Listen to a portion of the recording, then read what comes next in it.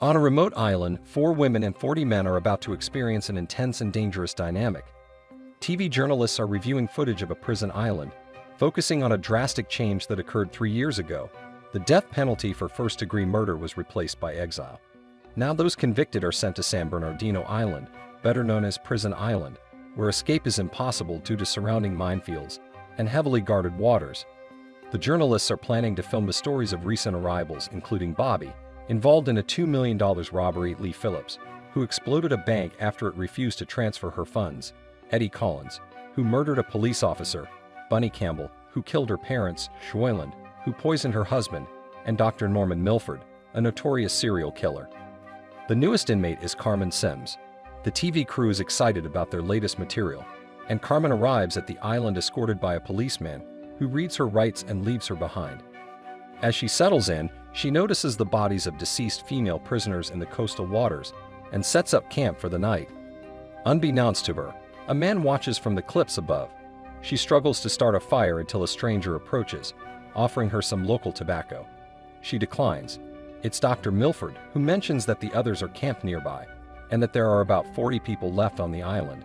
When Carmen asks about the number of women, he says he wishes there were more, claiming that everyone there is a killer, except for him, as he's innocent.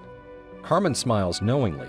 After their brief exchange, the doctor leaves, and Carmen spends the night alone on the beach. The next day, she heads to the prisoner camp.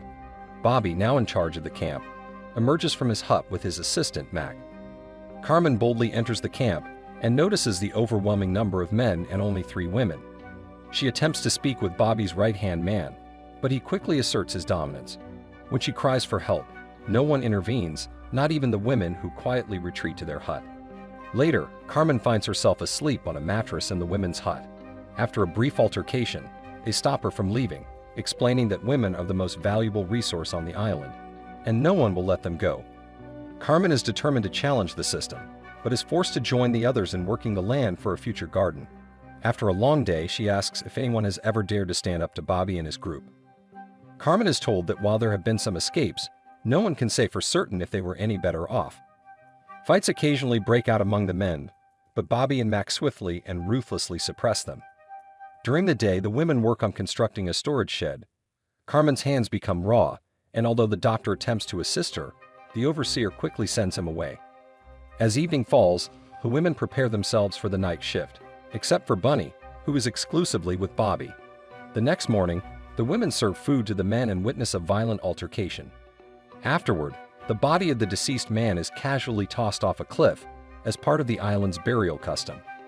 Later, the women, guarded by several prisoners, head to the stream to do laundry. But they are ambushed by a group of escaped convicts, those who refuse to live by Bobby's rules.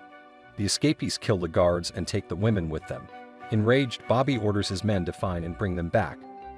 That night, the escapees sit around a campfire, eating freshly caught game and speculating on how furious Bobby must be. Over time, new relationships form within the group, built on mutual affection rather than force. However, Teller feels excluded, which bothers him. He starts a fight, but the others quickly intervene, making it clear that violence will not be tolerated. The next morning, the group prepares to move, knowing they'll have to change campsites every day.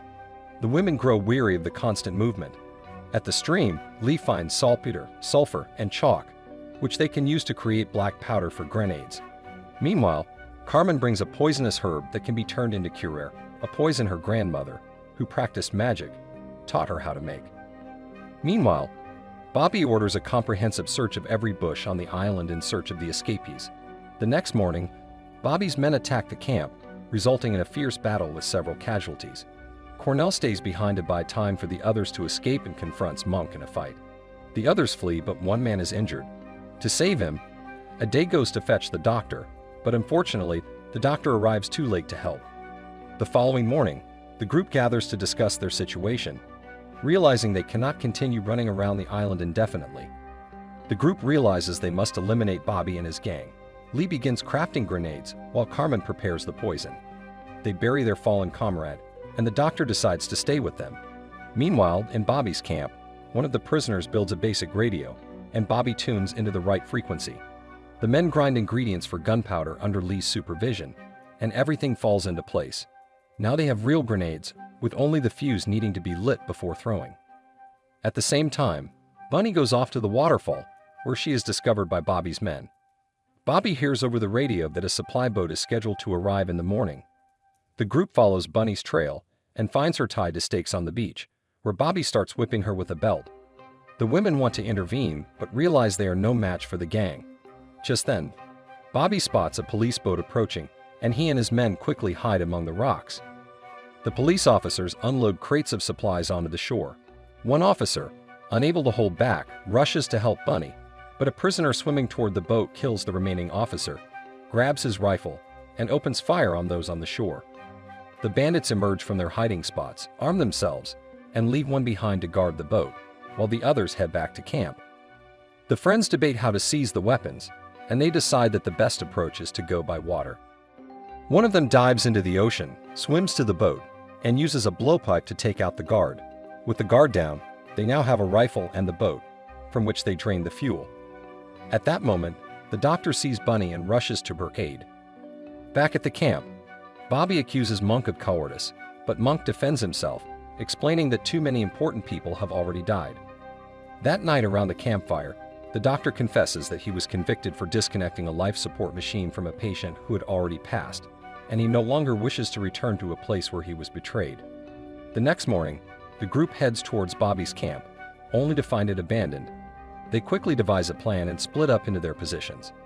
The women prepare gas cans, and when the moment arrives, Bunny is supposed to let the gasoline flow through the pipes leading to the storage and ignite it. Meanwhile, the others get ready for the assault. The first explosion takes out a bandit in his hut, sending the camp into chaos, with no one understanding what's going on. Bobby and Monk start firing with the captured weapons. During the shootout, Cornell is killed. Bobby hides in the storage bunker, continuing to shoot. Lee then grabs a grenade and charges the bunker, causing an explosion. Bobby survives and shoots Lee in the back, killing her. A wounded Monk reaches Bobby's bunker and pleads to be let inside, and together they continue firing. Monk grows frustrated as Bobby wastes too much ammunition. Joy signals to Bunny, but Bunny, in shock, forgets her role. She attempts to help the injured but gets shot in the process.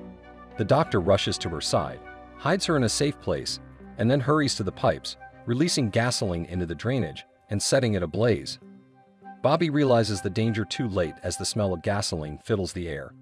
An explosion destroys the bunker, and a burning Bobby stumbles out. Furious, Eddie spots Monk and considers shooting him, but hesitates. After the explosion, Monk is badly burned and blinded. The camp returns to a calm routine as people tend to their chores, with even the blind Monk helping carry water. The doctor and Bunny walk toward the sea, where arriving police officers ask to speak with Dr. Milford, as a new trial awaits him on the mainland. The doctor responds that Milford is dead, and that he has no desire to return. This is his home now. Just then, a new woman steps ashore, greeted by the words, "Welcome to Prison Island."